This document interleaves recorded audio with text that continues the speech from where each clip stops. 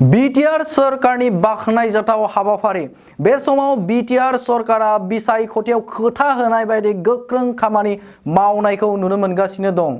थिग बेबायदिनो सानजा कक्राझार बियाबनि एमएलए लरेन्स इस्लारि बिथाङा बिटिआर सरकारनि थुलुंगा होनायजों आरो समग्र शिक्षा बिथांखिनि गेजेरजों पकिराग्राम फरायसालिमानि जथुम्मायाव थांनानै जुनिया सोलेरारि लोरबांथि फरायसाफोरनो खोमानि मेसिन, साखा खबथाम साइकेल आरो हुइल चेयार गथायनानै होदों।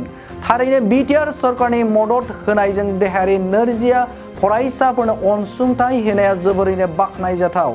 देहायारि नोरजिया फरायसाफोरनो सोलोंथाइ लानो फैनायाव बेफोर आगजुफोरा मदद गोनां जागोन होनना ओनसोलनि रायजो राजाफ्रा गोजोननायजों साबायखर बावदों। बिटिआर सरकार आरो एमएलए लरेन्स इस्लारि बिथांमोनखौ। बिथां इस्लारियाबो दुखुथिया देहायारि लोरबांथि गोनां फरायसाफोरनो मदद होनो मोननानै जोबोद गोजोननायखौ फोरमायदों। बे समाव नोंथांमोननो बड'लेण्ड बुब्लिनि खौरां।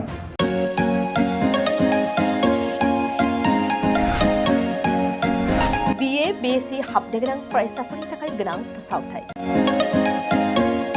गसाइगाव जारागुरि गबिन्द बसुमतारी फरायसालिमायाव BA BSc डिग्रीनि मुं थिसननाया सोलिगासिनो। गिबिसिन मुं थिसनहैनाय सा 150सिम फरायसाफोरा बेसेन नाङाजासे मुं थिसननो हागोन।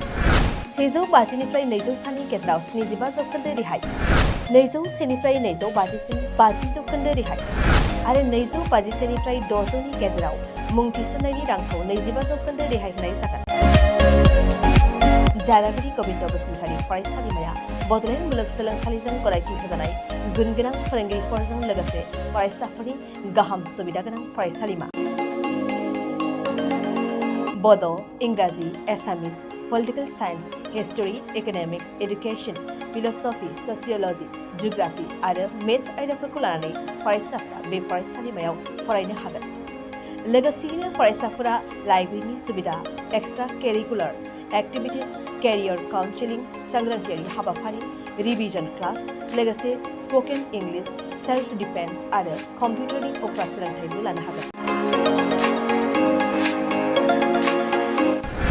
गोनो गोथो मोनदोंब्ला दानो 9706680878 70022271929 आरो 7002131754 जानबुं अनजिमायाव जगाजग खालाम।